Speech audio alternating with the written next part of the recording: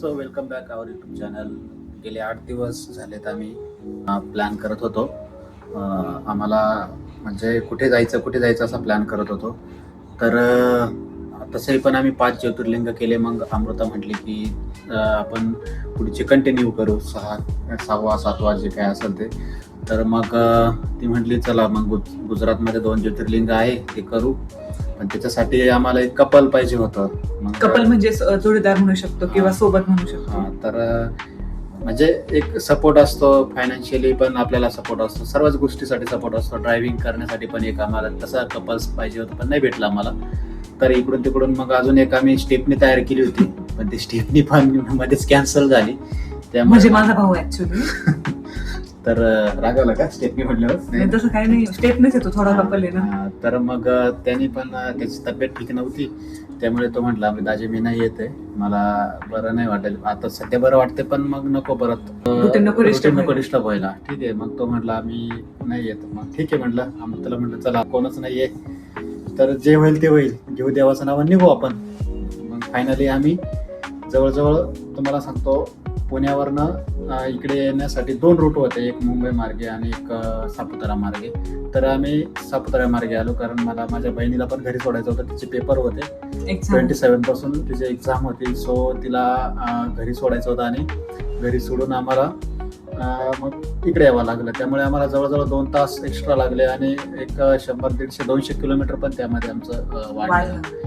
पण ठीक आहे असो. तर आम्ही जवळजवळ 1100 किलोमीटर वन टाइम आलो इथपर्यंत. मी निघालो 6 वाजता पुण्यावरून, मीन्स आळंदीवरून असं म्हणू शकतो. आणि संगमनेरमध्ये आम्ही यांच्या बहिणीला म्हणजे माझ्या नंदेला सोडलं. तिथपासून कंटिन्यू गाडी यांनी चालवली. मी बिलकुल हेल्प नाही केली, कारण माझ्याजवळ राघव होता. आणि प्लस पॉईंट असा की आम्ही मागं बेड पण बनवलेला होता आणि राघव मी मागच होते आणि हे यांनी पूर्ण गाडी चालवली. मी म्हटले तुम्हाला हेल्प करू का? ते बोलले नाही की मी सेट झालोय, काही गरज नाही हेल्प करायची, मी चालवतो म्हणून. तर यांनी कंटिन्यू 1100 किलोमीटर गाडी चालवली.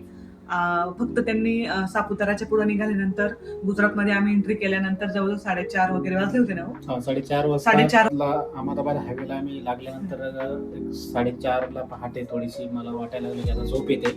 मग म्हटलं नको रिस्क घ्यायला. एक पेट्रोल पंप बघितला, त्या पेट्रोल पंपवरती गाडी लावून दिली. थांबलेल्या होत्या आणि दोघं झोपलेलेच होते. मग मी काय आपलं सीट मागं थोडस रेस्ट करून दिला आणि झोपून घेतलं. आणि साधारणतः 2-2.5 तास झोपलो आणि 6:30 पावणे 7ला उठलो. फ्रेश झालो आणि म्हणजे एक झोप झाल्यासारखं वाटलं मला. कंटिन्यू 2 तास फुल झोप झाल्यासारखं वाटलं, फ्रेश झालो. आणि मग परत तिथनं आम्ही निघालो. त्याच्यानंतर परत पुढे आल्यानंतर 10 वाजले असते. माझी मीटिंग होती, बिकॉज मला सुट्टी नव्हती.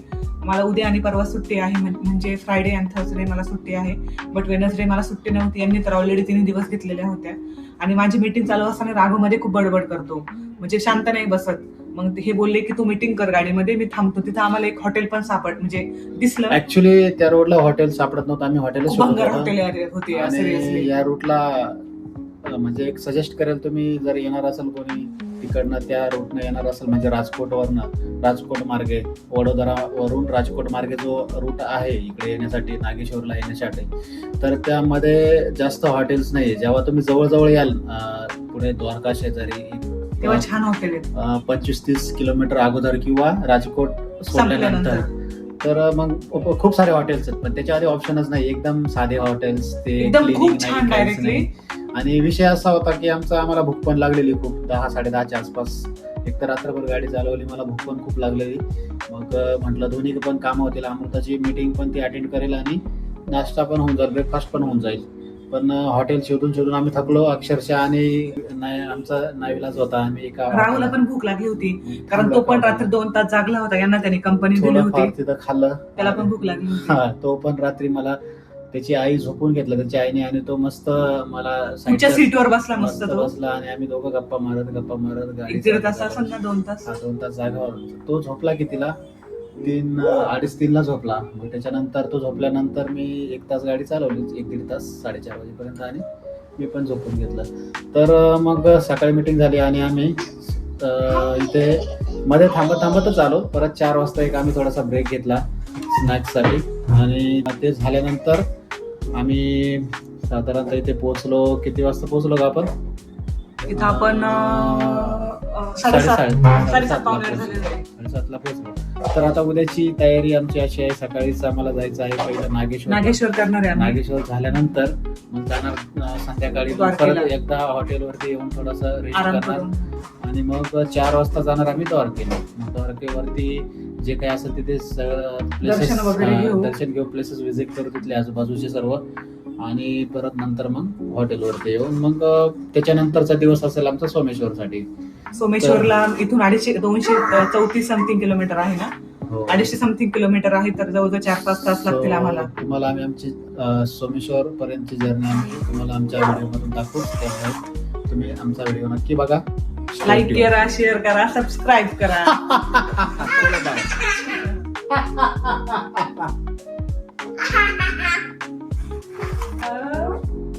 राघव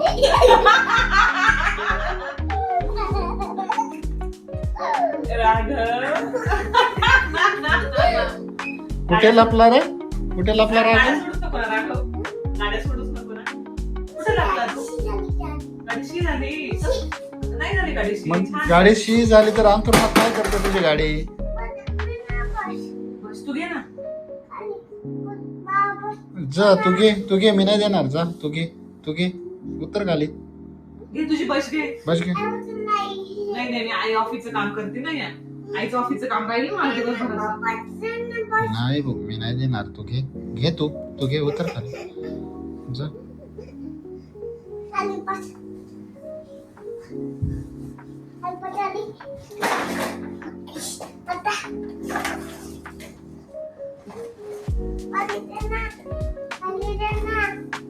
घे ना गाडी घे ना.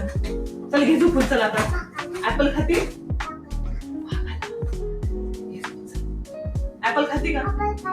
माझं आईचं ऑफिसचं काम झालं का मग आई तुला ऍपल खाऊ घालणार आहे. तू पण खायला इथं वाघाला. बापरे वाघाला काय आलं?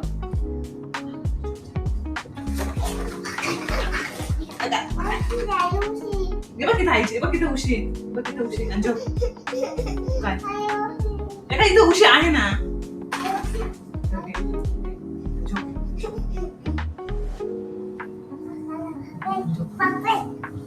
आई काम करायचं ना आईचं ऑफिसला. आईला ऑफिसचं काम करायचं अंजू. आता झोपताना पण गाडी करा गं. झोपताना पण गाडी का बघितलं का? झोपताना पण गाडी. आई पण झोपले. वागायला पण आईला काम करायचं राखो ऑफिसचं.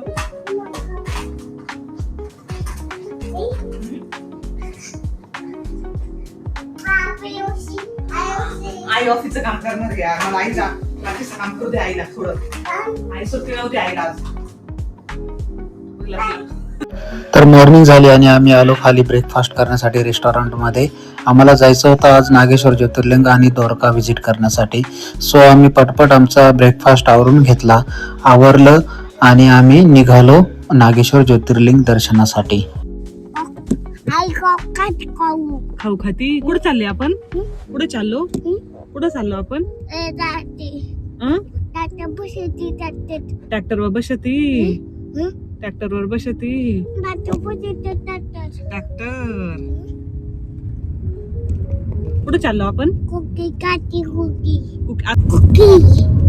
खाते. कुकी पप्पा झाला का मग कुकी खायची. राघवचा ड्रेस किती छान आहे बघ. ड्रेस राघवचा. कशाला उतरायचं? कशाला उतरायचं? बाप्पा करायला जायचं ना आपल्याला.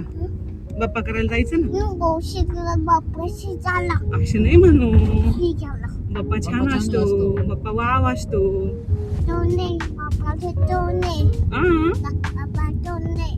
बाप्पा ठेवून देऊ. कुठे ठेवून देऊ बाप्पाला? आपल्याला छान छान बाप्पाला जायचं. मग तिथं कुलू घ्यायचं, पेढे घ्यायचे, बाप्पाच्या पाया पडायचे छान छान. गाडी कुठून देऊ तुला?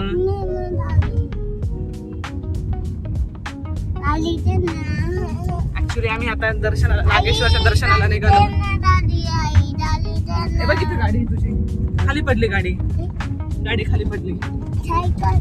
सायकल दुकानात आहे. घरी सायकल आपली. तुझी सायकल घरी आहे पुण्याला. घरी सायकल. रस्ता एवढा छान नाहीये है ना. नॅशनल हायवे तेवढे चांगले आहे. फक्त नॅशनल रस्ते खूप भंगार आहे आणि रस्त्याच्या कडाला खूप घाण आहे, एवढं छान नाहीये. जे मेन हायवे आहे ते छान आहेत असं म्हणू शकतो आपण. हंबा होती ना, हंबा होती ना. ऍक्च्युली आम्हाला सकाळी दर्शनाला जायचं होतं पण हे खूप थकलेले होते आणि आमची झोप पण नाही झाली, म्हणून ब्रेकफास्ट केला, थोडासा आराम केला आणि मग छान आवरला मी आणि आता निघालोय नागेश्वर ज्योतिर्लिंगाला. ऍक्च्युली आम्हाला हे पण गोपी वगैरे सगळं करायचंय पण ते 1 ते 5 बंद असतं. म्हटलं आधी नागेश्वर वगैरे करूया, नंतर द्वारकाधीश टेम्पल, अजून काय हो बेट, द्वारका बेट आणि थर्ड वन कोणते म्हटले ते, बीच म्हटले ते. मग बघू वन बाय वन करूया. पहिलं तर नागेश्वर करूया कारण 1 ते 5 बंद असलेले बाकीचं, त्याच्यामुळे पहिलं नागेश्वरच करू. कुठे झेंडा बघ, झेंडा, फ्लॅग फ्लॅग.